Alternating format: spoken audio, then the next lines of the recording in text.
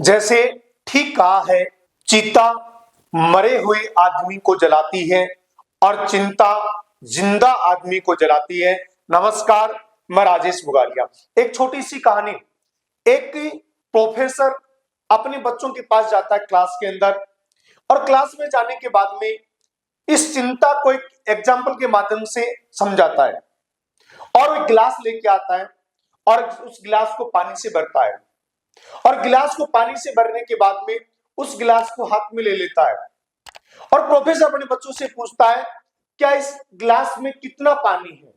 तो बच्चे स्वाभाविक सी बात उसमें कहते हैं कि 200-300 ग्राम पानी इसके अंदर है। तो वह प्रोफेसर बच्चों से कहता है कि यदि मैं इस गिलास को कुछ समय के लिए हाथ में पकड़ के रखूंगा तो क्या इसमें वजन रहेगा? नहीं।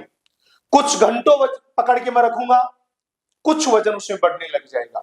लेकिन उसको पूरे दिन यदि उस गिलास को मैं हाथ में पकड़ के रखूंगा तो स्वाभाविक सी बात है, जब मैं उसको कुछ पल के लिए उसको हाथ में रखा, मुझे उसमें न के बराबर वजन लगा। जब मैंने उसको कुछ घंटों में रखा तो उसमें वजन की मात्रा ऑटोमेटिक उसकी बढ़ती चली गई। और यदि उसी गिलास को मैं पूरे दिन यदि मैं हाथ में रखूंगा तो वो गिलास इतना भारी लगने लग जाएगा। ठीक उसी तरीके से चिंता भी हमारे पास, यदि हम कुछ समय के लिए हमारे पास कोई चिंता आती है तो कोई बड़ी बात नहीं है, हो सकता है कोई घटना इस तरीके की हो कि उसकी हमें चिंता सताए, लेकिन उसको कुछ समय के लिए रखो। कुछ समय के लिए रखोगे तो आपके दिमाग पर उसका कोई ज्यादा असर नहीं पड़ पाएगा।